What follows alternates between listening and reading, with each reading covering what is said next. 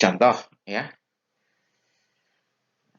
ini ada tabel anggota yang berisi data tentang anggota, ada tabel penyewaan. Ya. Anggap saja ini penyewaan buku di persewaan buku ya. Primary key-nya ada ID anggota, nggak boleh nol ya, nggak boleh nol. Kemudian penyewaan, ID penyewaan itu nggak boleh nol juga. Ya. Kemudian kalau terjadi transaksi peminjaman itu data peminjaman atau penyewaan kita masukkan ke tabel. Nah ini tabel penyewaan ya. ID penyewaan kita isi, tanggal pinjam kita isi, tanggal pengembalian kita isi. Siapa yang minjem? Nah, siapa yang minjem itu kita masukkan ke kolom ID anggota. Kolom ID anggota yang ini ya. Nah, untuk yang foreign key itu kita kasih tanda crash untuk membedakan dengan kolom primary key. Kalau primary key itu plus, foreign key itu hash. Contoh yang pinjam itu ID anggotanya 25, ya kita isikan 25. Misalnya kita peminjamannya pengembaliannya telat, kita ingin menagih.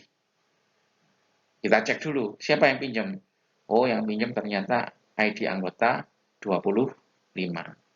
Nah, bagaimana kita tahu alamatnya, nomor teleponnya? Nah, kita merujuk ke tabel anggota sini. Ya, tabel anggota. Kita cari yang ID-nya 25 di primary key-nya ya, di bagian primary key ini. Kalau sudah ketemu, kita tinggal mencari nama dan alamatnya.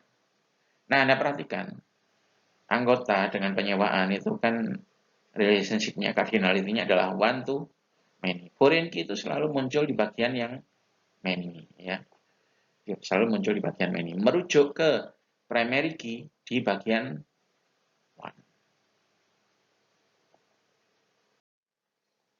Contoh lain ya. Di sini ada relationship antara tiga tabel peminjaman, detail peminjaman, terus buku. Ya. Nah, kita lihat peminjaman dengan detail peminjaman. Peminjaman itu punya primary key, ya, ID peminjaman, kemudian ada detail peminjaman, primary key-nya adalah ID detail peminjaman. Nah, untuk foreign key pada relationship antara peminjaman dengan detail peminjaman itu muncul pada menu-nya, ya, pada menu, yaitu pada bagian detail peminjaman, ya. Yang kolom apa? Yaitu ID peminjaman. ID peminjaman. Yang ini. Nah, ID peminjaman itu foreign key. Jadi kita menambahkan satu kolom, ya, ID peminjaman. Nilai ID peminjaman yang diisikan itu merujuk pada primary key dari tabel peminjaman. Nah, ini ya. Terus coba kita lihat relationship kedua antara buku dengan detail peminjaman. Di sini yang one adalah buku, yang many adalah ID buku. Ya. Maaf, yang one adalah buku, yang many adalah detail peminjaman. Nah, untuk relationship ini, maka foreign key muncul di detail peminjaman. Yang mana? Yaitu kolom ID buku. Nah, ID buku itu kita menambahkan satu kolom lagi pada detail peminjaman, kolomnya namanya ID buku. Kita isi dengan apa? Kita isi dengan ID dari buku yang dipinjam, misalnya buku yang dipinjam 100. Nah, kita isikan 100 di sini. Di kolom ID buku, tabel detail peminjaman. Kalau kita ingin tahu judulnya apa, kita tinggal merujuk ke bagian one-nya ya. One-nya. Kita cari. Oh, maaf, ini bukan ID peminjaman tapi ID buku ya. ID buku. Kita cari yang ID bukunya 100. Nah, kemudian kita cari judulnya. Sehingga ketemu.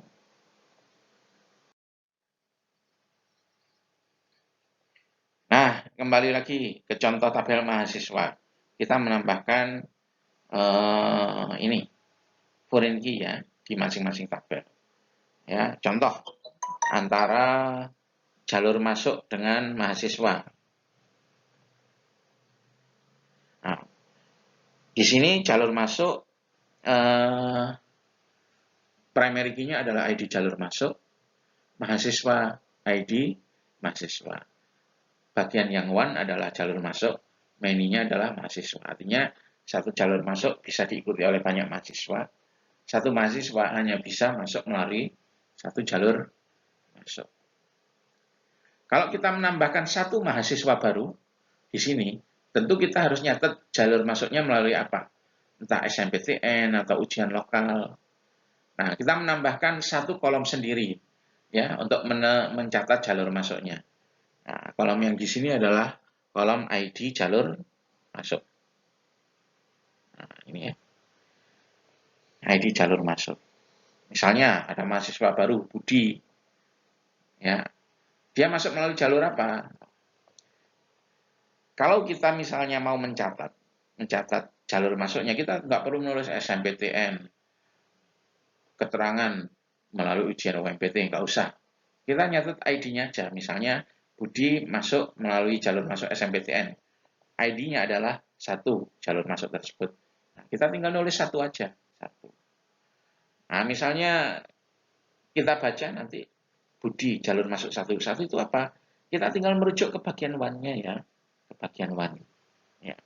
Di primary key-nya kita cari satu itu jalur masuknya apa? Seperti itu. Terus contoh lagi ya, antara provinsi dengan kota punya relationship ya, provinsi dengan kota. Relationship-nya one to many ya. One bagian provinsi, many bagian kota. Satu provinsi bisa punya banyak kota. Satu kota hanya punya satu provinsi. Kalau kita menambahkan satu kota baru, misalnya ada satu kota baru di Jawa Timur, mungkin suatu kota dipecah, wilayah yang pecahannya itu mungkin menjadi kota yang baru. Kita nambahkan ID kota di tabel kota ya. Nah, di sini di tabel kota. Terus kita nambahkan, nah, kalau kita mencatat satu kota baru, kita kan harus juga mencatat provinsinya mana. Nah, di sini cukup kita tuliskan ID provinsi, misalnya 10 di sini, di puringinya ya. Jadi kita menambahkan satu kolom baru, ID provinsi. Terus kalau kita ingin tahu nama provinsinya, keterangan provinsinya, nah kita tinggal merujuk ke sini, ke tabel provinsi. Kita cari yang ID-nya 10 ya di primary key-nya provinsi. Nah, kalau sudah ketemu, itu baru kita baca keterangannya. Nah, demikian juga dengan yang lain ya, bisa Anda tambahkan sendiri foreign key-nya.